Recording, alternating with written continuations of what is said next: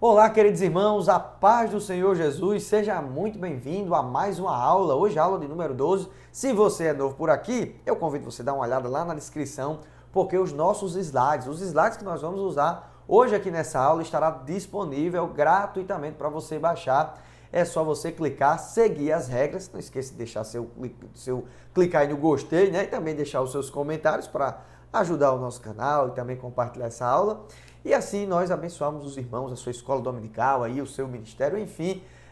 Nós vamos hoje entrar na lição de número 12, gravando um pouco tarde, né? Antes tarde do que nunca, como diz o ditado, né? Mas vai dar para aproveitar bem aí, os irmãos estudarem também, receber um bom auxílio para a lição desse domingo. Meus irmãos, hoje nós vamos falar que as epístolas, né, as cartas, instruem e formam os cristãos. Aqui o nosso textuário já está na tela aí para você ver. Diz o seguinte: a graça e a misericórdia, a paz da parte de Deus Pai e do Senhor Jesus Cristo, o Filho do Pai, sejam convosco na verdade e amor. Tá certo? A nossa verdade prática vai dizer o seguinte, que as epístolas apresentam instruções vitais para a compreensão da doutrina cristã, bem como para a formação dos cristãos, tá bom?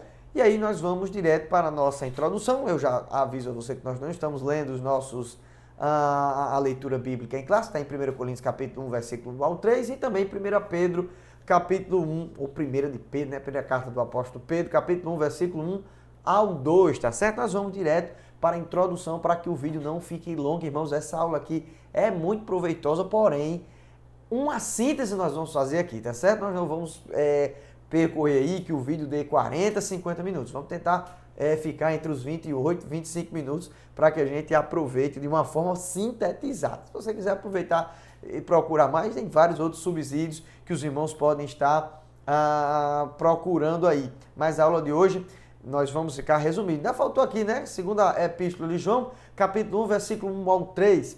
Vamos lá, queridos irmãos, a nossa introdução hoje, né? As epístolas, nós vamos falar das epístolas, então elas correspondem a 21 dos 27 livros do Novo Testamento. Nós temos aqui os evangelhos, né? Que são os biográficos, compõem 4 livros. O histórico, que é o livro de Atos dos Apóstolos. Temos as cartas paulinas, são 14 cartas, né? As cartas universais de Tiago a Judas e o único livro profético, que é o que a gente viu na aula passada, que é o livro de Apocalipse, tá bom, irmãos? E aí eu deixo aí teologia.tel.br, que foi onde eu tirei essa imagem muito boa para a gente usar nossos slides hoje. Vamos para o próximo ponto aqui, epístola, irmãos. O que é isso? Alguém aí costumava antigamente dizer que epístola parecia com epistola, né? Alguém abria e dizia, vamos abrir na epístola aos Efésios, né? Mas o que é epístola, né, irmãos? Epístola se refere, segundo o dicionário Wycliffe, da CPAD, que se refere à correspondência escrita, seja particular ou pública. No Novo Testamento, o termo, né? Aqui, o termo grego, epistolé, ocorre 24 vezes e é a designação de 21 escritos do Novo Testamento, como a gente já falou, tá certo? Então, epístola é uma carta, certo? Uma correspondência onde tem remetente, tem destinatário, como uma carta comum, enviada com saudações para alguém ou para um grupo geral, para alguém individual ou para um grupo geral, tá bom? Vamos continuar aqui? Então, o primeiro ponto que a gente vai ver aqui é como as epístolas paulinas nos instruem. Essa epístola paulina deixa uma formulação doutrinária muito importante. E aí a primeira coisa que a gente vai ver aqui são as instruções salvíficas em relação à doutrina da salvação. O que é que essas cartas que o apóstolo Paulo, né, as cartas paulinas, os escritos paulinos deixam para nós? Então vamos ver aqui nesse próximo ponto. Primeiro aqui a carta aos Romanos, né? Vai dizer aqui de suma, a gente vai fazer um breve resumo, né? Um apanhado bem geral, né? O justo viverá pela fé e Cristo nos libertou do pecado mediante seu sacrifício remidor. Então o apóstolo Paulo, né? Ele escreve essa carta com o intuito de angariar a ajuda dos irmãos de Roma, e ele faz aí um compêndio teológico, né? Ele faz aí meio que uma enciclopédia teológica, e ele vai dizer, né, vai lembrar esses irmãos, relembrar esses irmãos que o justo vai viver da fé e que Jesus Cristo, ele é o remidor, ele é o Senhor que trouxe salvação e remissão dos pecados, tá certo? E aí nós temos a carta aos Gálatas, que diz o seguinte: ninguém é justificado pelas obras da lei. Se alguém pensar aí que é salvo pelas obras da lei, pode tirar aí esse pensamento de lado, porque a Bíblia mostra, né? O apóstolo Paulo vai ser enfático dizendo que ninguém é salvo pelas obras da lei. Ele vai escrever essa carta aí porque alguns judaizantes estavam oprimindo os irmãos da Galácia, tentando fazer com que eles voltem, né, para o período da lei, como se eles estivessem vivendo no período da lei. O apóstolo Paulo vai e é bem enfático aí nessa carta falando sobre isso. E também vai dizer que somente a fé em Cristo nos liberta do jugo do pecado. Somente foi pela fé, tá certo? Não foi pelas obras da lei e foi pelo trabalho de Jesus Cristo na cruz do Calvário, tá bom? O próximo ponto aqui, a próxima carta é a primeira carta do apóstolo Paulo aos Coríntios, sabendo que essa talvez não tenha sido a primeira, né? A gente tem o próprio apóstolo Paulo dizendo que existem outras cartas que ele escreveu, mas a gente tem essas, tanto 1 Coríntios como 2 Coríntios, como as cartas que foram preservadas e deixadas aí pelo Espírito Santo até nós. O que é que a carta aos Coríntios, na primeira carta, de uma forma geral, diz? Primeiro vai falar de Cristo crucificado, que morreu pelos nossos pecados e ressuscitou ao terceiro dia. E aqui, irmãos, também vai dar uma repreensão à igreja de Corinto, né? Vai falar que a igreja de Corinto precisa andar conforme a graça de Deus e com ordem e decência, né? Essa carta aqui é a carta do puxão de orelha. Também seguindo o mesmo segmento, mas agora puxando para esse lado aqui, né? Da graça, né? Do favor imerecido. 2 Coríntios, né? Vai dizer o seguinte, que o ministério vai falar sobre o ministério da reconciliação, e que em Cristo levou os nossos pecados e nos reconciliou com Deus. Eu estou fazendo aqui uma lembrança de outros assuntos nas cartas aqui, né? Mas o ponto principal mesmo aqui é o que é que elas trazem em relação à salvação, a soteriologia, a doutrina da salvação. Então, o ministério da reconciliação, né? Vai ver também é um mistério, né, que agora foi revelado, e Cristo ele já nos reconciliou, ele tira essa parede de separação e agora nos reconcilia, porque em Adão nós pecamos e ficamos distantes de Deus. Em Jesus Cristo, que é o segundo Adão, agora o Adão perfeito, né, é chamado assim Jesus Cristo, nós conseguimos voltar novamente, né, sermos reconciliados, isso pela obra de Jesus, tá certo? O nosso próximo ponto aqui, instruções a respeito de Cristo. Essas cartas, irmãos, elas vão falar muito lembrando, né, a função de Jesus Cristo, seus ofícios, e o apóstolo Paulo também vai ser bem enfático, né? Na carta aos Efésios, ele vai apresentar Cristo como cabeça e a igreja o seu corpo, né? Ele vai dizer que a igreja é o corpo de Cristo e ela está inclusive assentada nas regiões celestiais e Deus dá poder, o Dunamis, o Kratos, a energia, para essa igreja continuar o seu trabalho aqui até a volta desse grande Salvador e Redentor, Jesus Cristo. Então, nesse sentido, a igreja foi eleita em Cristo e redimida em Cristo para a glória de Cristo, né? Aqui a gente vai ver que a igreja foi escolhida por Deus, né? Foi elegida, né? Foi eleita, né? Por Deus desde a fundação de todas as coisas, tá bom? Muito importante a gente ver isso na carta aos Efésios sobre Jesus Cristo. Agora Cristo tem um corpo que é a sua igreja, né? Aí aqui aos Filipenses a gente vai entender que o viver é Cristo, o apóstolo Paulo, né? Aí vai lembrar que viver é Cristo, né? A vida que ele leva agora não é uma vida comum, como qualquer um. Cristo tomou posse do seu querer, né? Das suas vontades, e agora ele vive por Cristo. Então Jesus Cristo, ele é o segredo. Aqui, ó, ele é o segredo da verdadeira alegria e é o modelo da vida para o salvo. Então Jesus Cristo, ele é a peça central do crente, ele não pode fugir disso porque ele tem prazer em ser regido por Deus, inclusive, meus irmãos, é a sua alegria, né? Ele não tem motivo maior para se alegrar do que lembrar que Jesus Cristo agora vive nele através do Espírito Santo. Chegando na carta aos Colossenses, a igreja de Colossos, o que é que vai falar a respeito de Cristo? Primeiro, nossa vida está escondida em Cristo. A igreja está unida em Cristo, morta e ressuscitada com Cristo, e Cristo é a suficiência para todo cristão. Tá bom? Uma carta aí bem incisiva, maravilhosa, que nós aprendemos de uma forma assim esplêndida. O apóstolo Paulo, inspirado pelo Espírito Santo, poderia ter outro resultado melhor, né? Então vamos lá, queridos irmãos. Próximo ponto aqui, instruções sobre as últimas coisas. O apóstolo Paulo, ele fala de Jesus, ele fala da salvação e ele também fala de escatologia, tá certo? Então, em algumas casas a gente vai ver aqui, ó, 1 Tessalonicenses, ele vai dizer o seguinte: no retorno de Cristo, nós, os que ficarmos vivos, seremos arrebatados. E aqui em 1 Tessalonicenses capítulo 4, versículo 17.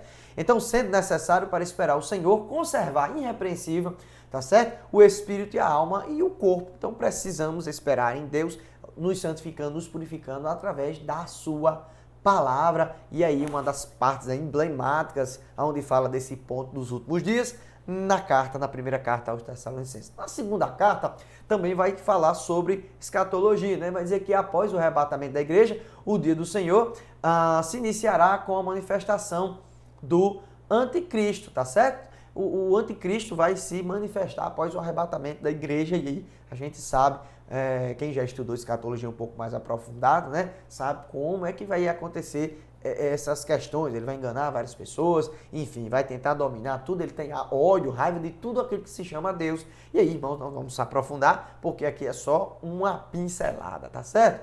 O próximo ponto aqui, a gente chega no subtópico 4, né? As instruções pastorais e pessoais. O apóstolo Paulo tem cartas doutrinárias, mas também tem cartas pastorais, onde ele vai instruir alguém, vai falar com alguém, vai aconselhar uma pessoa, tá bom? Então vamos lá, 1 Timóteo, seu filho na fé, a gente vai ler ali em Atos dos Apóstolos, a partir do capítulo 15 até o 17, né? Onde percorre a história até o apóstolo Paulo encontrar Timóteo, e esse homem, esse jovem vai ser usado pelo apóstolo Paulo, né? Para o bom serviço da obra, né? E ele vai dizer a Timóteo o seguinte: combate as heresias por meio da sã doutrina, e vai também dizer o seguinte, que o líder deve ser apto para ensinar. O cristão que ele galga a liderança, ele tem que ser apto a ensinar, e ele deve combater as heresias por meio da palavra, da doutrina sã, da doutrina saudável, e não de uma doutrina misturada, que o que a gente está vendo muito por aí,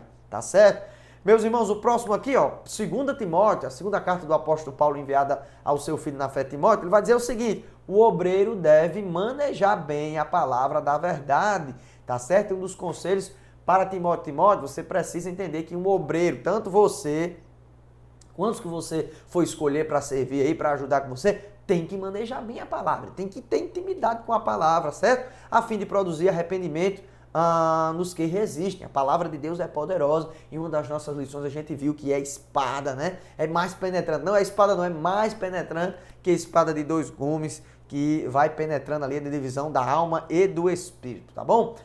O próximo ponto aqui, ó, carta de Tito e Filemon. Vamos ver o que é que diz aqui em Tito, né? O pastor deve contrapor os falsos ensinos, certo? E para tanto é exortado a falar o que convém a sã doutrina. Então o pastor, ele deve ser aquela pessoa que realmente vai cuidar das ovelhas. Então ele tem que conhecer a sã doutrina, ele tem que se basear na sã doutrina e viver por ela. Por isso que o apóstolo Paulo diz a Tito também, esse jovem, né, esse homem de Deus que foi escolhido para a obra do Senhor também, que ele deve observar. Olha, pastor Tito, observe aí os falsos ensinos e contraponha através da sã doutrina, tá certo? E aí, queridos irmãos, uma carta bem curiosa aqui, a carta do apóstolo Paulo a Filemon, e ele vai falar de um escravo, né, Onésimo, que tinha fugido, enfim, esse homem tinha sido agora crente, e ele sentia uma vontade muito grande de deixar ele para ajudar ele, mas ele sabe que esse Onésimo aí era um escravo, e quer que ele receba agora como um irmão. Então por isso que a mensagem diz o seguinte: enfatiza o perdão, o transgressor arrependido deve ser recebido mais do que um escravo, um servo, como um irmão amado. Tá bom? Não é só como um irmão não, viu? Como um irmão amado, mudando assim o tipo de tratamento que talvez esse homem, né, esse Onésimo teve ao longo da sua vida, tá certo? Então, queridos irmãos, é muito importante a gente entender esse modelo aqui geral, para a gente ter um escopo, né, daquilo que nós temos no cânon do Novo Testamento, tá certo? Próximo ponto aqui, queridos irmãos, o tópico 2, como as epístolas gerais nos informam. Então, a gente chega agora às epístolas gerais. Essas epístolas gerais aqui, geralmente não tem como é que eu posso dizer assim? Não tem um destinatário, né, propriamente dito. É uma coisa mais geral. Vou ser meio redundante aqui, não é só para uma pessoa, né? A carta vai ser lida. Apesar que as outras cartas eram cartas seculares, né? Essas cartas circulavam nas igrejas, vai para Corinto, não fica só ali em Corinto. Os irmãos liam essas cartas aqui elas não têm um nome, né, de um remetente em si, ou de uma comunidade em si, uma carta bem geral. Então a primeira carta do apóstolo Paulo a Pedro, né, ela vai ser conhecida também como uma carta do consolo aos aflitos, mas fala muito em aflição, né, porque o pessoal estava provavelmente enfrentando uma perseguição, os irmãos estavam enfrentando a perseguição, e o apóstolo Pedro envia essa carta aí para que os irmãos se fortifiquem na fé, né? Então por isso que ele vai lembrar desse sofrimento cristão. Ele vai dizer o seguinte, que as provações fortalecem a fé e inclusive vai mostrar que a provação vai respaldar que essa fé que a pessoa tem, que ele permaneceu ali, ele realmente é uma pessoa crente, né? Genuína. Vamos lá, queridos irmãos. Então, ele diz o seguinte, que é preciso se santificar, tá certo? É preciso se santificar para que continue firme na fé, esperando a bendita promessa do Senhor e Salvador Jesus Cristo. E aí ele vai dizer o seguinte, que temos que suportar os agravos também e alegrar-se nas aflições. Meus irmãos, é muito importante porque a carta, né, essa epístola é muito carregada de consolo e de conforto e usa muito o termo aflição, provação, ardente, né? E aí o apóstolo Paulo, ele sabe o que é passar por aflições e está consolando os irmãos pelo Espírito Santo. E no final aqui, ó, a gente diz o seguinte, assegura que o próprio Deus é quem aperfeiçoa, confirma, fortifica e estabelece o crente fiel. É ele quem faz isso, inclusive é ele quem permite que esses sofrimentos aconteçam na vida dos seus filhos, tá bom? Vamos lá, meus irmãos. Próximo ponto aqui, a segunda carta do apóstolo Pedro. Primeira coisa, de um âmbito geral, né? Alerta aos ensinos dos falsos mestres. Olha aí, ó, o alerta aqui do lobo vestido de pele, né? De cordeiro, né? E aí, o símbolo diferente, né? Esses lobos aí não estão esperando, são diferentes ou indiferentes em relação à volta de Jesus Cristo. Então, o que é que tem dizendo lá? Negar a divindade, né? Que muitos diziam isso aí, as heresias que tinham por ali. E a segunda vinda de Cristo, ele combatia isso, o apóstolo Pedro. Então Pedro contesta tais heresias e ratifica que Jesus é o Filho de Deus e anima a igreja a manter-se imaculada até a volta do Senhor, tá bom? Vamos para o próximo ponto aqui, meus irmãos, que ainda tem muita coisa. Deixa eu beber uma água aqui. Então nós chegamos aqui à primeira carta do apóstolo João, tá bom? As epístolas de João. Então a primeira carta vai dizer o seguinte, irmão, de uma forma bem geral. Já deixei os símbolos aqui para vocês se identificarem mais ou menos o que é que João está querendo, né? Adverte sobre o falso ensino que negava a encarnação de Jesus Cristo e as demais heresias gnósticas. O gnosticismo estava muito forte, né? Nesse finalzinho do século, não só no final, né? Mas do meio para o final do século I depois de Cristo, né? Estavam tentando devastar e conseguindo devastar algumas igrejas. E aí o apóstolo João, ele sempre vai falar nisso, tanto nos seus evangelhos quanto nas suas cartas. Ele vai também explicar que o salvo deve viver em comunhão com os irmãos, também afastar-se da prática do pecado, amar uns aos outros e vencer o mundo por meio da fé. É por isso que ele é conhecido como o apóstolo do amor. Ele vai falar muito sobre o amor, inclusive ele vai se auto-identificar como o discípulo a qual Jesus amava, chamado de filhinhos, enfim, irmãos, muito importante. Muito interessante. Na sua segunda carta, ele vai continuar combatendo algumas heresias, né? Inclusive o docetismo, que vai dizer que Jesus não veio em carne, e ainda o gnosticismo, né? São refutados já de antemão, né? Primeiro capítulo ele já vai refutando, né?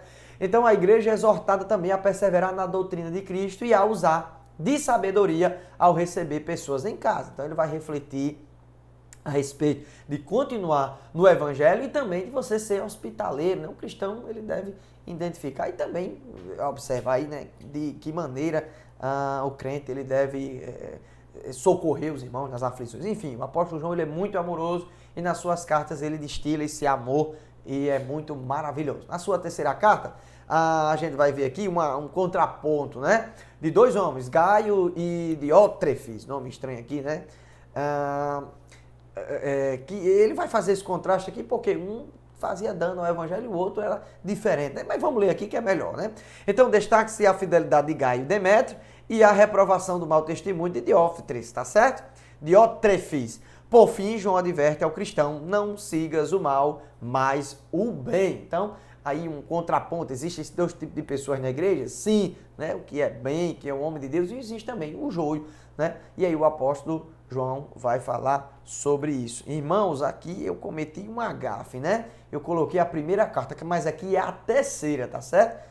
A terceira. Você que vai baixar os slides aqui, é só olhar na edição e colocar número 3. É a terceira carta de João, tá bom?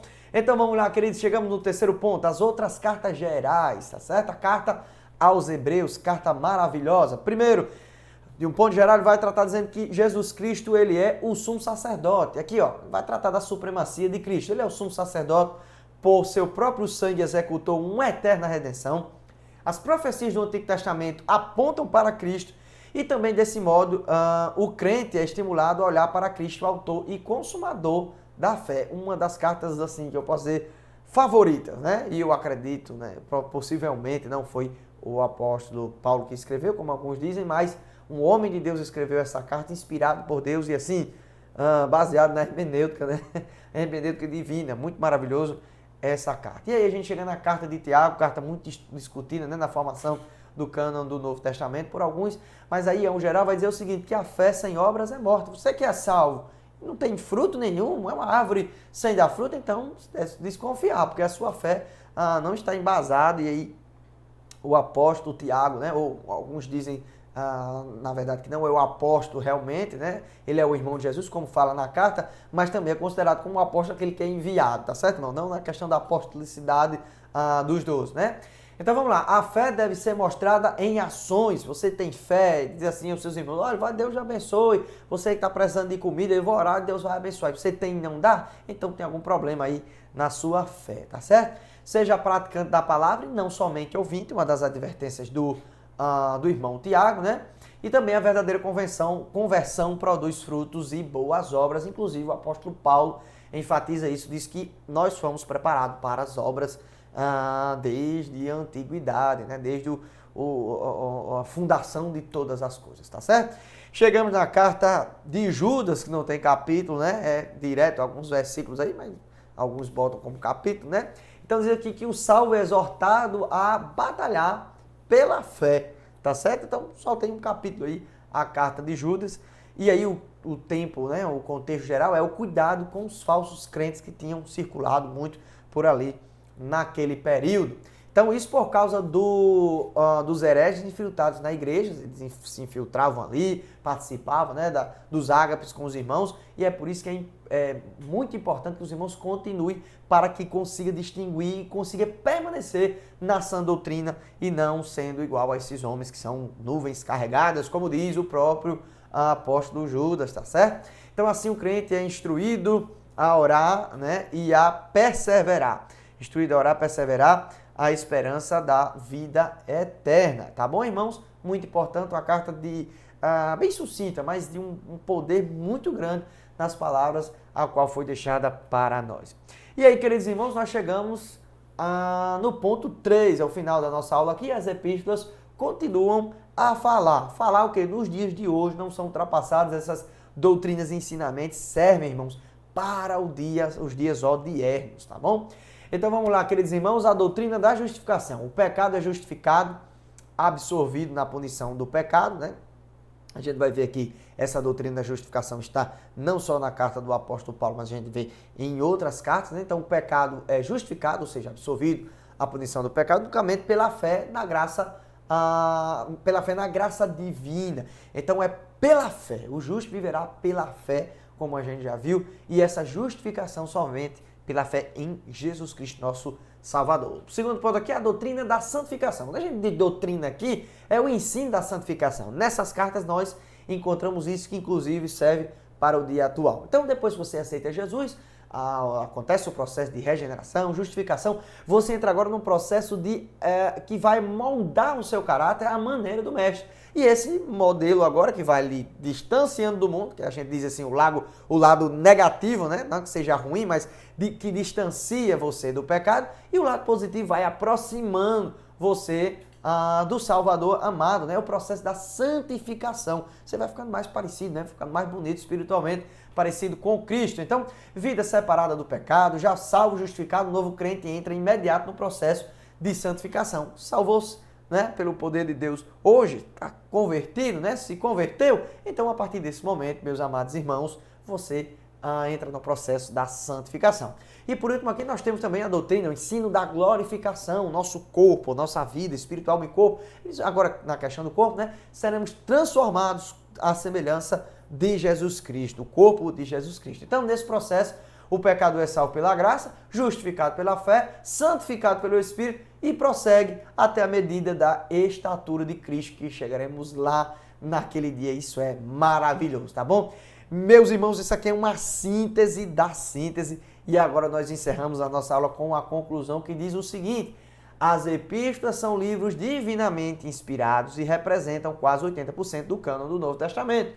O conjunto de doutrina dessas epístolas, revelado aos seus diversos autores, continua a instruir o povo de Deus a formar o caráter do crente salvo em Jesus e a preparar a igreja para a vinda do Senhor, tá bom? Eu espero que você tenha gostado desse vídeo.